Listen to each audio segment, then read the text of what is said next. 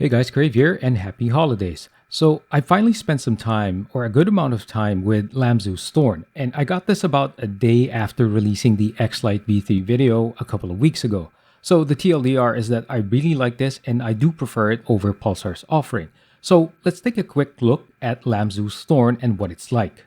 When comparing it to the Xlite, you'd think that the shapes wouldn't matter as much given that they're both ergonomic in format. Provided that the tech inside the mouse isn't too far behind, I've always thought that shape is king in determining your mouse pick, and it's really the nuances that matter. When you look at both from a glance, they look the same, but in actual use, they are very different. The hump of the thorn is closer to the center and has a drop off that takes a while in the rear section. If we check ELO shapes, the drawing shapes makes it more evident. The thorn is slightly smaller, but more importantly, you feel the hump of Lamzu's mouse more in the rear portion of the palm of your hand. This is why I prefer it over the Xlite. Now, given the size, I think palm grip works well, but I still do a relaxed claw similar to Pulsar's mouse. Now, in terms of the overall shape, yeah, you have that similar inward curve near the side buttons and the outward flare on the opposite side. The Thorn's coating has a flat look to it, similar to Atlantis Mini. The Atlantis Mini does have a grainier coating feel, which adds to the better grip feel to it. Now, mind you, it doesn't mean that the Thorn is harder to get a hold of. It's just the difference that I noticed. Now, it's a very different feel from Pulsar's recent mice, which have a slightly shiny look to them. The flat look does have that benefit of not making the mouse look terrible in extended use. Now, one of the things I don't like about the coating of Pulsar mice is that they have a tendency to make the look worn out, or at least to make the mouse look worn out faster. The Lamzu, even though it's white, is still pretty nice and it looks clean despite my sweaty and oily hands. Aesthetically, the Lamzu looks great. I mean, I haven't owned a white mouse in what seems like forever. The mouse wheel has that white wall design on the sides, with the wheel itself having that rubberized design. I like the texture of that, by the way. Now, the logo as it was in the Atlantis Mini is great. I mean, that gold trim is still great to look at. I've always preferred it over other manufacturers' style, except maybe Razer's.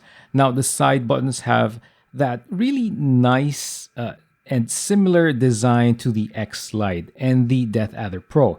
There is a slight difference though in that the Thorn's buttons are a bit more prominent, or I would say pronounced, compared to the Xlite, so it does make it easier to feel during your gaming sessions.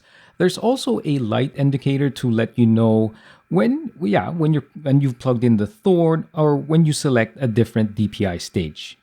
The underside is exposed, but the way Lamzu did it seems clean enough. The board is white and consistent with the top shell.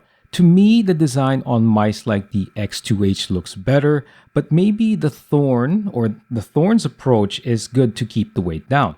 You can see the scroll wheel and part of the USB-C connector. Oh, and by the way, about that connector, you can use other cables, but the way Thorn implemented it, their housing, your cable's connector has to be the right size. Basically, larger ends won't fit the Thorn. Now, the mouse feet are standard PTFE feet, which glide well over my mat, and the only other noteworthy things to mention are the power switch and the DPI selector. So not much going on in other settings, and those will have to be changed or set in the software.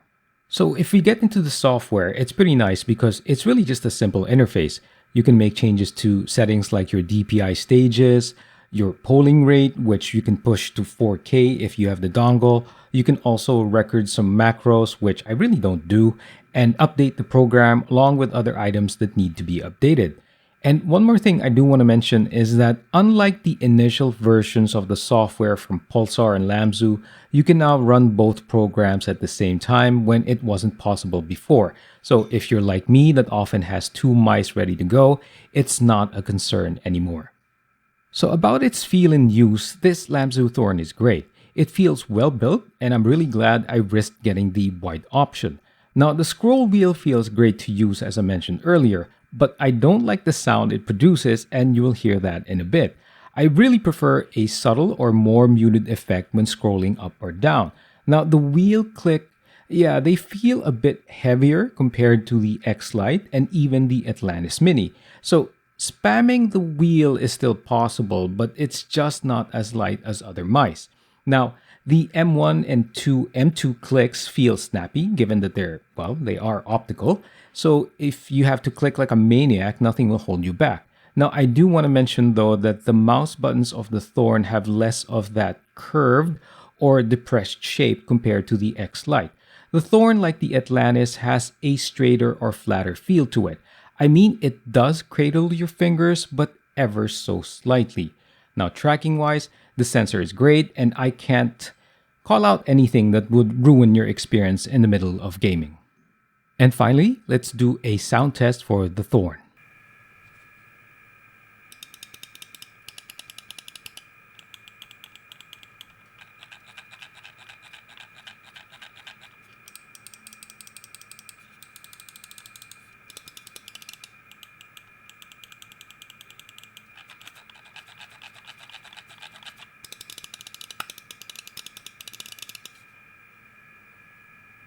So, like I mentioned earlier, the Thorn would be my pick over a somewhat similarly shaped Xlite, and definitely more compared to my Death Adder, or at least the Death Adder Pro I had before.